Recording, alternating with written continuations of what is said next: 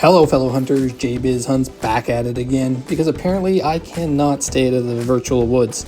Today we're breaking down hunting pressure in the Hunter Call of the Wild. Yep, that pink menace on your map that loves to ruin your favorite hunting spots by deleting all your zones. Yeah, that pink blob of doom on your map. We're going to learn how to control it like a pro. Plus, I've got the inside scoop on hunting stands, and we'll give you an in-depth guide on them and how they can help control that pressure so you can keep stacking those trophies. Let's dive in. Hunting pressure is created when you shoot an animal that eventually dies. Once the animal dies, the pressure appears on the map, with its exact center marking the location of the first shot you took. As hunting pressure builds in an area, animals begin to avoid it. If the pressure gets too high, any need zones in that location will be deleted, simulating an animal becoming too scared to return for feeding, drinking, or resting. There are ways to reduce hunting pressure buildup.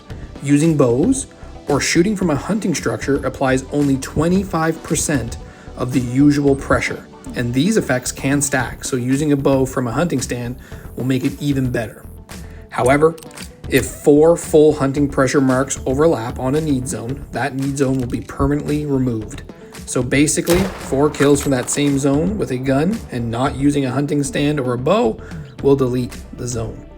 Keep in mind, the game limits the number of hunting pressure spots on a map to 10, so managing where and how you hunt is key to keeping your zones intact. To keep your zones intact, you should never shoot more than 3 animals at a single need zone. The 4th kill will create too much pressure and delete the zone entirely. This applies to all species, not just the one that you're targeting. Since different animals can share the same need zone at different times, you might return to a spot later in the day without realizing that it already has accumulated some hunting pressure. To avoid this, always check your map. By hovering over the hunting pressure marks, will show if the area is at a low, medium, or high pressure, or worse, a dead zone. Since only 10 hunting pressure marks can exist on a map at once, you can relieve pressure by hunting in a different area of the map. Alternatively, using a bow or a hunting stand significantly reduces the pressure buildup, requiring 16 kills to delete a zone instead of just the 4. If a zone gets deleted due to high pressure, you'll need to rediscover the herd elsewhere in the area. They won't move far, but you'll still have to track them down again, which can take some time. I actually use this as an advantage when grounding for great ones. If a herd is in a bad spot, like they're in a poor visibility or they're too close to another herd, I'll intentionally blow out the zone. This forces them to create a new need zone, often nearby on the same lake or an adjacent water source. The goal is to get them into a more accessible and efficient spot for future grinds. By managing pressure wisely, you can keep your zones active and make your grind as efficient as possible. This takes us to the second part of this guide, which is hunting stands, and how you can utilize them for your next hunt. First up is the hunting structures that are pre-built locations scattered throughout each reserve, and you can construct them for a small fee. There are 2 types. There are ground blinds and hunting towers.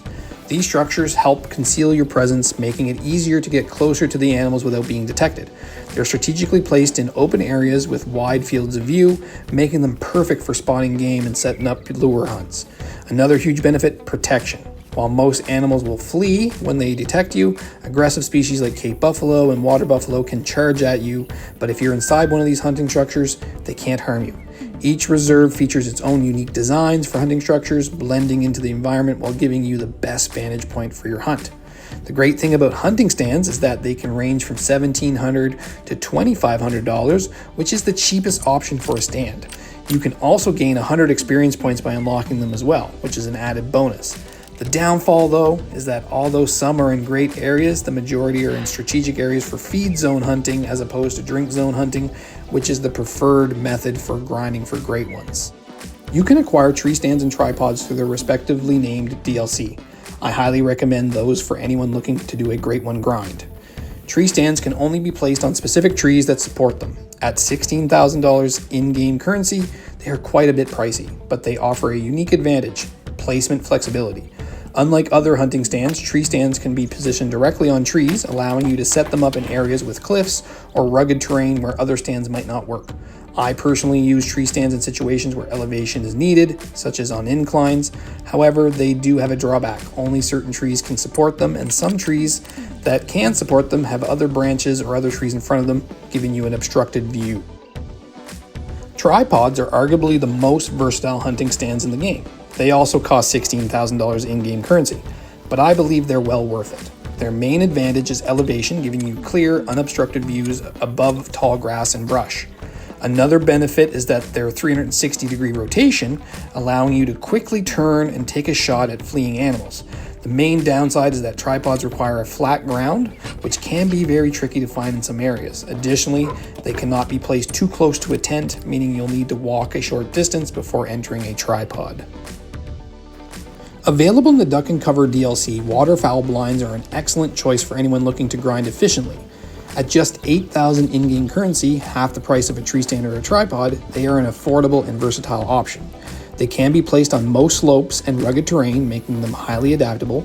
Even better, they can be positioned close to water sources, making them ideal for hunting near lakes and rivers. Another key advantage is that the waterfowl blinds can be placed directly in front of a tent, allowing for quick, fast travel during your grind. However, the one drawback is that since they sit on the ground, some locations may have tall grass and reeds obstructing your view. Part of the Tents and Ground Blinds DLC, ground blinds are my third choice when it comes to hunting stands. They can be placed in many of the same locations as waterfowl blinds, but provide more concealment due to their enclosed design. While the added cover can sometimes be beneficial, I find that ground blinds limit visibility compared to an open tripod or a waterfowl blind. Because of this, I tend to use them early on in my grind when funds are limited, but eventually replace them with tripods or waterfowl blinds as I progress. Is there an ultimate hunting stand to purchase? No, but I find there is use for all of them. If you are struggling to place the tripod, use a tree stand. You find the reeds and the grass are too high for a waterfowl blind, plop down a tripod. Or if money is tight at the beginning of the grind, why not go the cheapest bang for your buck and buy 2 waterfowl blinds compared to a tripod or a tree stand? That's it for this guide, fellow hunters. If you enjoyed this video, please be sure to give it a like.